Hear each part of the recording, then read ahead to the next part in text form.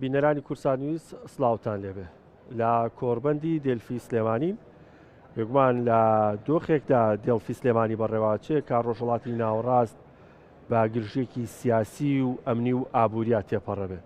دێلفی ئابووری سلێمانیش بێگومان دەستەخاتە سەربرینەکان و باسی ئەو کێشە و گرفتانەکات کە ئێستا لە ئابووری جیهان لە ناوچەکە لە سێکتەری وزە و سەرجەم سێکتەرەکانی دیکە ڕوئێن. لێرە سیاسیەکان دیپلۆماتەکان هەروەها ئەکادیمیست و ڕۆژنامەنووسە دیارەکانی جیهانیش لێرن بۆی پێکەوە گفتوگویەک لەسەر بارودۆخەکان بکەن. بە پێویستم زانی لێرە لە دێڵفی لەگەڵ بەڕێز دابان شەدەڵە جێگیری بەرپرسی فەرمانگەی پەیوەندیەکانی دەروی حکوومەتی هەرێمی کوردستان گفتوگویە بکەین لەسەر هەندێک بارودۆخی پەیوەست بە هەرێمی کوردستان و پەیوەندیەکانی لەگەڵ دەرەوە. کاک دابان سڵاو لێبێ. جارێبا لەسەر دێڵفی شتێک باسکەین. ئەم ساڵ لەگە ساڵی ڕابردوو چ جیاوازێکی هەیە؟ حزوری دیپلۆماتکارەکانی چۆنە ئێستا لێرە؟ من حەز دەکەم باسی مێژوویەکی کورد بکەم کە ئێمە پێش 5 ساڵ لەگەڵ کاقوبادا سەردانی دێڵفیمان کرد و داوەت کرابووین. ئەو کاتە ساڵی دووەم بیرۆکەیەمان بۆ دروست بوو لە سلێمانی کۆربەندێکی ئاوا با بڵێن گەورە بکەین کە کەسمان باوەڕمان نەئەکرد. بۆیە توانم بڵێم ئەم ساڵ لە ساڵی پار باشترە. ساڵی پار تەجروبەی یەکەممان بوو. ئەم ساڵ لە ساڵی پار باشترە و ساڵی داهاتووش لەم ساڵ باشترە. ئەم ساڵ بۆ لە ساڵی پار باشترە چکۆ لە تۆخ و زروفێکی زۆر جیاوازە دیپلۆماتکاران وەزیرەکانی وڵاتان سەفیر و قۆنسۆڵ و پیاوانی کار ڕویان لە هەرێمی کوردستان گرتووە و خۆشمان نەزانین ئێستا لەم قۆناغەیە قۆناغێکی زۆر هەستیارە شەڕ کۆتایی نەهاتووە ماوەیەکە با بڵێن هودنە هەیە بەڵام بڵێ شەڕ وەستا و گەشتونێتە ڕێکەوتنێک نەگەشتون هەموو وەختێک ئەوە ئەتوانێت ڕووبات کە شەڕ دەست پێ بکاتەوە. بۆیە هاتنی میوانەکان بۆ هەرێمی کوردستان و ئەو کەسایەتیانە خۆی لە خۆیان گرنگی و با بڵێن جێی بایەخی ئەم فۆڕومەی ئێرە ئەم کۆربەندی ئابووریە دەردەخات. ئەگینا مانە نەمانێت تا ڕادەیەک ڕسکی تایە کە ئەو خەڵکانە ڕوو لە هەرێمی کوردستانەکەن و هیواداری نەگەر بۆ ساڵی داهاتوو ئەم ناوچەی ئێمە گەشتەوە کەناری ئارام بتوانین زیاتر پەرەی پێبین و دەوڵەمەندتری بکەین. باش باسی ئەو بارودۆخەت کرد کە لە ڕۆژهەڵاتی ناوەڕاست هەیە هەر ساتێکە گەری هەیە دووبارە جەنگ ڕووباتەوە. تا چەند ئەو ئالۆزەی کە لە نێوان ئێران و ئەمریکا و ئیسرائیل هەبوو کاریگەری لەسەر پەیوەندیەکانی هەرێمی کوردستان دروست کردو پەیوەندیەکانی لەگەڵ وڵاتانی دراوسێ لەگەڵ دەرەوە لەسەر ئاستی وڵاتانی تر.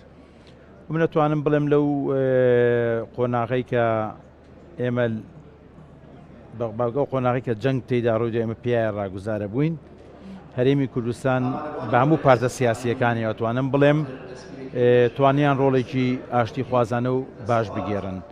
لەم مەلامانەوە وڵاتی ئێران وڵاتێکی گرنگ و تابڵی ئالۆزە کە ئێمە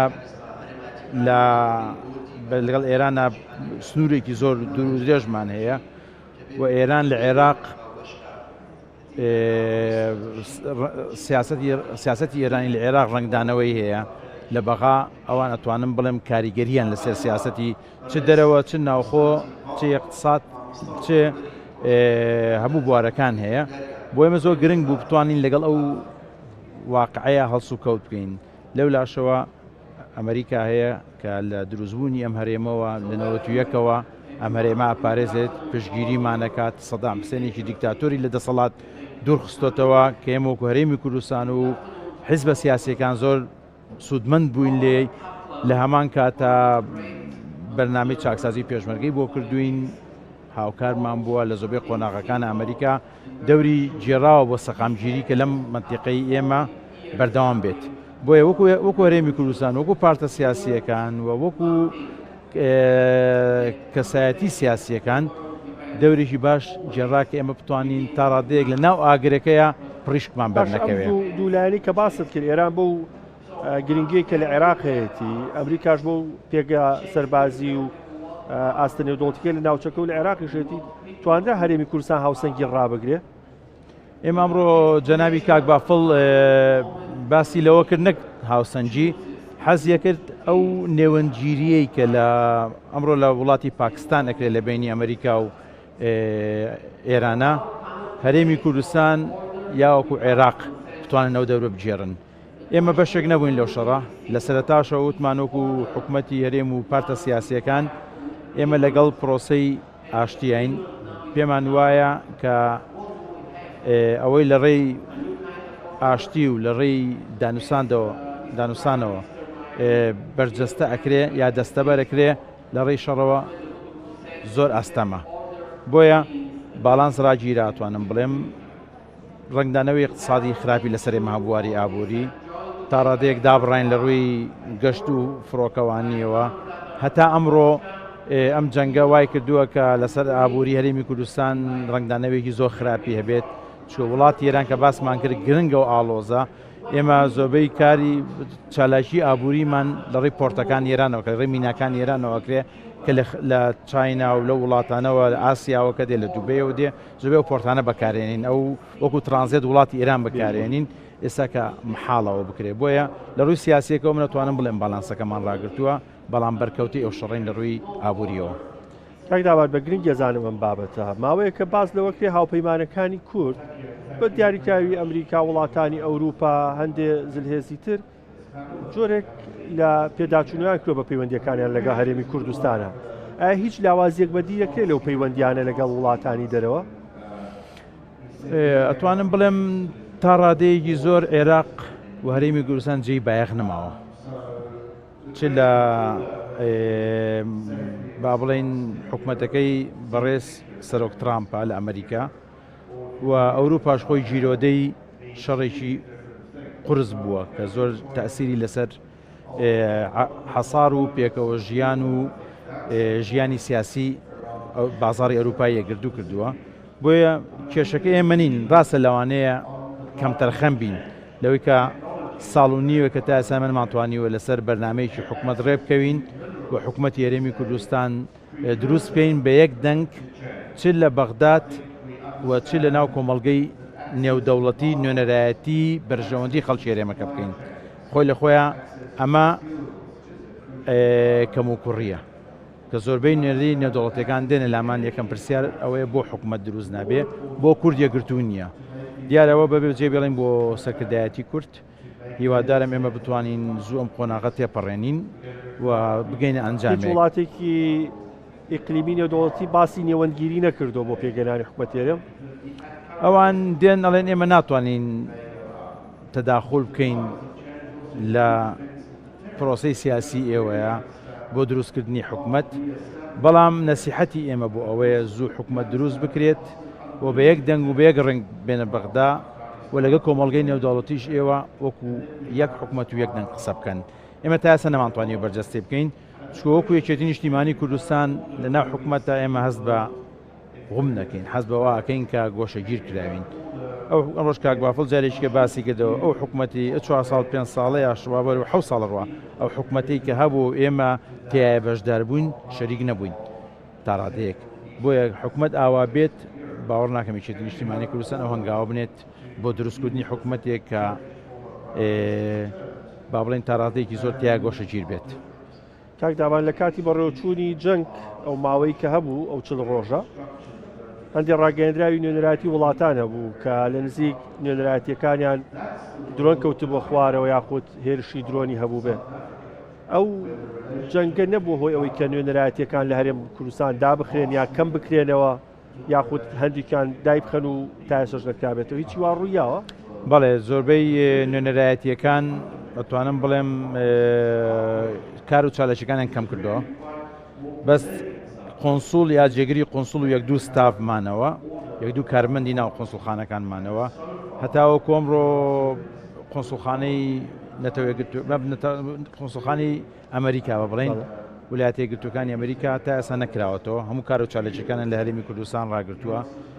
قۆنسوڵخانەی ئیمارات بەداخەوە بۆ چەند جارێک درۆن بەری کەوت و زەرمەند بوون ئەوانیش کار و چالشەکانیان ڕاگرتووە.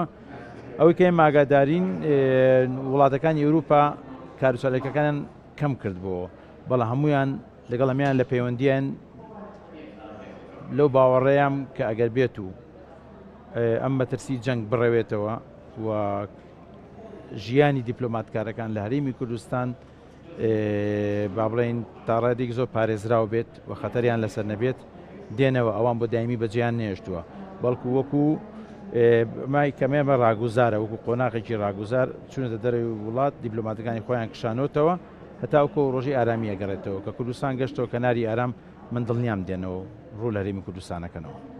دوایین قسەم لەسەر دڵفێ بێ جارێکتر ئەو بابەتە ئابوووریانی لێرە باسەکرێن تا چەند جێی سەرنجە بۆ وڵاتانی دەرەوە یاخود پێگەی هەرێمی کوردستان سلێمانی بە دیاریکراوی تا چەند بۆ دیپلۆماتکاران بۆ بەرهێنەران جێی سەرنجە ئەو سێکتەرانی کە لە سلێمانی بەدیەکرێن لە وزەوە کوشت و کاڵ گەشتیاری تاکۆتایی. خۆی ئەم شێوە کۆڕبەندانە زۆر دەرگا بە ڕووی ئێمە یاکاتەوە یەک بۆ دروستکردنی پەیوەندی دوو بۆ دروستکردنی سیقا چکۆگەرمە بۆکو باسم کە جاریکە پێش 5 ساڵ بیرمان کردایەمە لە سلێمانی کۆڕبەندێکی ئابووری بەو شێوەیەکەین کە چنا کەسایەتی و پیاوانی کار و دیپلۆماتکار و وەزیری فعلی کە ئێستا لە دەوڵەتە لە حکومەتان وەکو وەزیری دەرەوەی یۆنان دێنە هەرێمی کوردستان و بەشداریەکەن لە وەختێکی وا هەستیاران ئەمڕۆکە وەکو باسمان کرد کە جەنگ هەموو وەختێکەکرێت دەست پێ بکاتەوە کە دێن ئەوە خۆی لە خۆیان ئەتوانم بڵێم سیقە دروستکردنە وەکو هەرێمی کوردستان و بە تایبەتیش شاری سلێمانی بێگومان پیاوانی کاریش لێرن ئەوەش جاریش کار دەرفەتە لە ڕێ ئەم کۆڕبەندانەوە چکە ئێمە ئاچینیا کە ئەوان دێن سەردانمانەکەن دەرگای کە ئاکرێتەوە و ئێمە مەجموعەیە سەردانی کەشمان لە بەردەمە لە ماوەیەکی نزیکە کە ئەڕۆین پیاوانی کار و جەنابی کاقوبادیش سەرپەرشتی شاندەکانەکات بۆیە ئیشی ئەوێت ناڵێم ئاسانە ئەبێت شێوەی ئیشکردنی ئەو کۆمپانیا ئەوروپی بیانیانە لەگەڵ یاسا و فەلسەفەی ئیشکردنی خۆمانە بگونجێنین ئەوش ئەم کۆڕبەندانە توانم بڵێم کاراسانیەکەن بۆ ئەو شێوەی گونجاندن و لێک نزیکەوتنەوەیە. من زۆر سپاس دەکەم بەرژاوڕوونێکی زۆر باشانی لەسەر پەیوەندیە دیپلۆماتیەکانی هەرێم لەگەڵ دەرەوە و لەسەر دێڵفیش ئینشەڵا لە ساڵی ئایندە لە دێڵفی بە فراوانتر و گەورەترت بینینەوە ئینشەڵا. زۆر سپاسی کەناڵەکەتان دەکەم هیوادارم ساڵی داهاتوو کە لێرە دانیشتین باسی بەرفراوانتر بوونی ئەم کۆڕبەندە بکەین و دەستکەوتەکانی دەستان خۆش و زۆر سپاس بۆ کەناڵەکەتان. زۆر سپاس بۆ دابان شەدەڵە جێگیری بەرپرسی فەرمانگەی پەیوەندیەکانی دەروی حکوومەتی هەرێمی کوردستان تا دیدارێکتر شاد.